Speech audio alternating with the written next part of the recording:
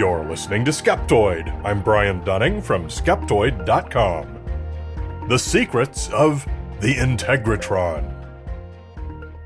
Rising from the desert in Landers, California, is one of the world's truly unique structures. It is a brilliant white two-story dome, 17 meters across and 12 meters high, and said to be the most technologically advanced machine ever conceived. It is called the Integratron, and it's the product of years of labor by one George Van Tassel, one of the most interesting men you will ever hear about. This is in part because his plans for the Integratron came to him from alien visitors, who imparted to him wisdom that, if you believe him, will change the world and change the human race. To see and hear George Van Tassel, you'll find that he's probably one of the more sober and normal-seeming characters from the annals of ufology. Well-groomed, well-dressed, well-spoken, articulate, and projecting an air of intelligence and education, it's little wonder that he amassed quite a crowd of admirers and supporters over his career. But there was another side to Van Tassel, too, the side he's best known for. And that was a man who moved his family out of their house and into the desert to live literally under a rock, where he channeled Venusians and described his visits aboard alien spacecraft. Van Tassel had been a mechanic and inspector for Southern California's crucial aircraft industry since before World War II, all the way through its conclusion. Then, one day, while visiting his uncle in the desert, he chanced to meet and befriend a miner named Frank Kreitzer, who was at the time hollowing out a home for himself underneath an enormous freestanding boulder, now known as Giant Rock, in the desert near Landers, California. By all accounts, Kreitzer was an eccentric yet inoffensive character. He was German, which was not a good look in the days immediately following World War II. He was an amateur radio operator, so he had a tall antenna atop the gigantic 7-story boulder he lived under. As a miner, he had plenty of dynamite. Finally, this was adjacent to what was then the Naval Auxiliary Air Station 29 Palms. All of this was somewhat alarming to the local constabulary. So one night the sheriff sent 3 deputies to see what Kreitzer was really up to. Accounts of what went down vary, but the bottom line is that Kreitzer blew himself up, killing himself and injuring 2 of the deputies. Hearing the news, George Van Tassel took over Kreitzer's lease on the Giant Rock property. He quit his job, sold his house, packed his wife Eva and 3 daughters into the family pickup, and moved out there. They literally lived in the pickup truck and in Kreitzer's cave, as Van Tassel cleaned it out and made it somewhat habitable. These are the days when anyone who knew Van Tassel probably wondered what fuse he'd blown. But there was a method to his madness, and apparently a good long list of friends he'd made in the aircraft industry, because very soon he'd cleared an airstrip, coded by the FAA as Giant Rock Airport, had power and water run out to the property, and built an airport cafe called the Come On Inn, staffed by Eva, who made legendary burgers and apple pie. It was a lively destination. Often dozens of light aircraft would be there. It appeared that Van Tassel had created for himself the perfect retirement plan. Except that there was a lot more going on below the surface. Sadly, the warm, personable, intelligent George Van Tassel was probably schizophrenic.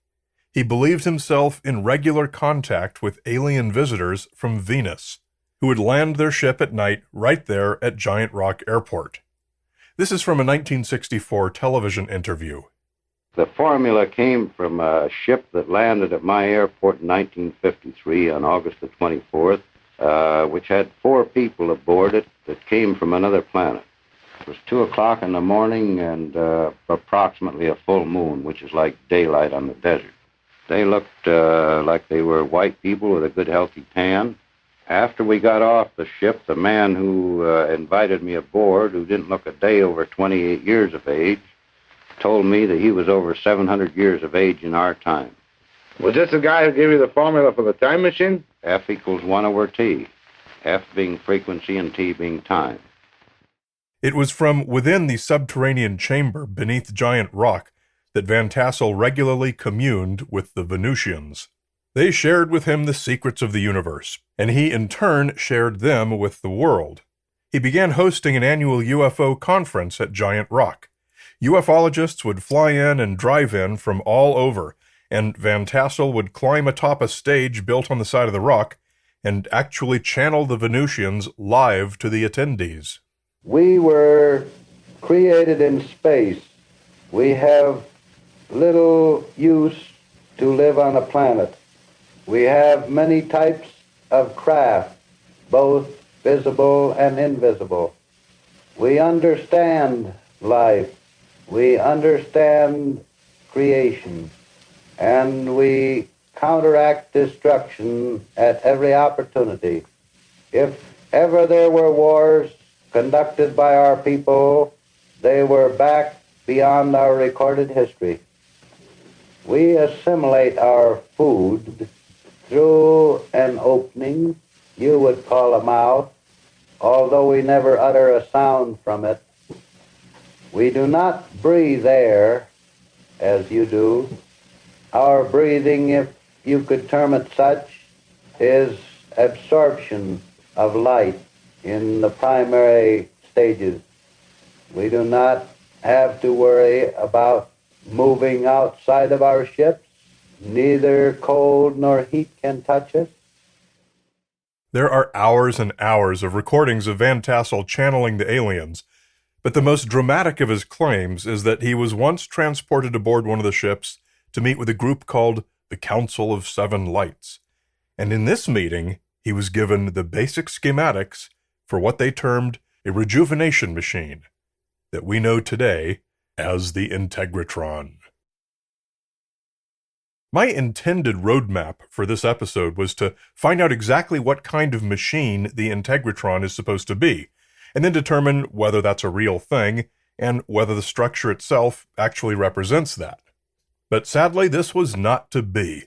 The descriptions Van Tassel gave for what the Integratron is are all over the map. They're scattered, nonsensical, inconsistent, and sometimes even self-contradictory.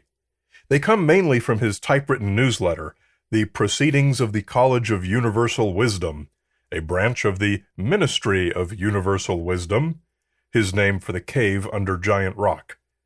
Most of the newsletters consist of Bible passages and ads for Van Tassel's self-published books, with a few photos and incomplete layperson's descriptions of the structure. What we know is that around the circumference of the Integratron is a 55-foot diameter ring of horizontal metal bars like short spokes, and when the machine is turned on, this ring should rotate. Van Tassel never finished building it, and the alien blueprints were in his head alone. But what seems to be the case is that the Integratron was intended to be an electrostatic generator, not too different from the Van de Graaff generators you touch at the Science Museum to make your hair stand on end. Van Tassel spoke of the need to install a coil, and often spoke of magnetism, so it's possible he intended to create a large electromagnet alongside the electrostatic generator. He also talked about negative ion generators, and once wrote, "The effect of our Integratron will produce 3 separate energies simultaneously, and the control of these will be automatic according to the capacity of the individual passing through the fields. This integrates the energies into the atomic structure of the flesh directly." The effects he discussed included time travel, anti-gravity, and cellular rejuvenation. The problem is that today we're very, very familiar with static electricity, negative ions, and magnetism, and not one of them produces any of those effects. So, without any evidence to the contrary, we can confidently conclude that if the Integratron had ever been completed and turned on, it wouldn't have done anything at all, except spin around and probably cause people to shock each other. Throughout the documentation of the Integratron, you'll find references to the famous electrical engineer Nikola Tesla. As we discussed ad nauseum in episode number 345, Tesla is the poor fellow whose good name has been co-opted and exploited for a century more times by every crackpot with a crazy idea. Today's proprietors of the Integratron name-drop Tesla in just about every sentence, even though electrostatic generators predated Tesla by 2 centuries. Tesla did write a 1934 article about such generators, but he credited Dr. Robert J. Van de Graaff, who developed the most common type in 1929, based on 50 years of work by others. By no remote extension of logic can anything at the Integratron be said to have been inspired by Tesla himself. Neither Tesla nor Van de Graaff ever discussed time travel, age reversal, or anti-gravity. It's nothing more than hijacking Tesla's name in a bid to lend some authority to the Integratron. Tesla was not the only historical luminary to have his name dragged through the Integratron's mud. Many of the people associated with the Integratron today assert that Howard Hughes helped to fund its construction, based on a sort of apocryphal history of Van Tassel and Hughes having known each other or flown or worked together, even that Hughes used to personally fly into Giant Rock to attend the UFO conventions. There doesn't appear to be any truth to any of this. A family story does recall that Van Tassel once tried unsuccessfully to reach Hughes to solicit a contribution, but it would have been during Hughes's reclusive years. Despite claims to the contrary all over the Integratron's marketing materials, there's no evidence that Howard Hughes ever had anything to do with, or even knew about, the Integratron. The closest thing I could find to a true claim about the Integratron is that it's situated on a geomagnetic vortex. Now, the word vortex is nonsensical and essentially meaningless in this context. The whole Earth is one great potpourri of geomagnetic variances. Is the Integratron located on a particularly dramatic one? To fact-check this claim, I turned to our in-house geologist, Andrew Dunning, of the Better Geology YouTube channel. Like and subscribe. It turns out that 2.5 kilometers from the Integratron is one such variance, above an area of igneous intrusive diorite and gneiss, which causes about a 1% compass variance, about 6.75 milligauss, undetectable with a handheld compass. This is much less than other variances in the surrounding area, and it's unlikely Van Tassel would have had a sensitive enough magnetometer to detect it. And if he did, he missed it by 2.5 kilometers. But that's the closest thing to a true claim I could find. Either way, Van Tassel died in 1978, and that marked the end of any further development. Today, the Integratron, still non-functional, but cleaned up for tourists, is a commercial New Age healing center, where for around $50 you can join a couple dozen other people inside lying on mats and listening to someone play tones on quartz bowls for an hour. They call them sound baths. Here's a sample from their website.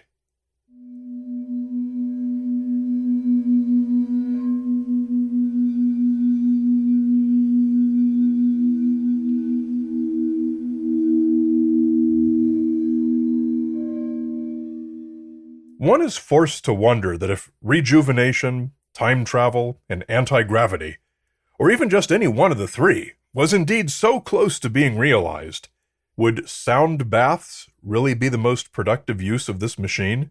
Would nobody have come to follow Van Tassel's work? The answer, of course, is that the voices and visions that dominated Van Tassel's time underneath Giant Rock were probably products of his own amazing mind, and not from enlightened ambassadors from the planet Venus.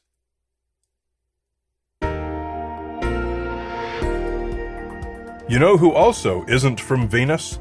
Skeptoid's premium supporters like Andres Ortiz, Ardis Kolar, Nathan Branch, and the following shout-out I will read exactly as given, to wit, oops, skip that last one, just Doug Mitchell, winky face.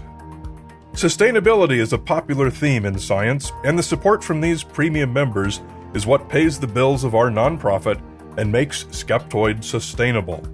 Please join them by becoming a member for just $5 a month at skeptoid.com and click Go Premium. And Get the Skeptoid books. They make great bathroom reading, and they're awesome gifts for people who don't listen to podcasts. Get them in our online store at skeptoid.com/store. You're listening to Skeptoid, a listener-supported program. I'm Brian Dunning from Skeptoid.com.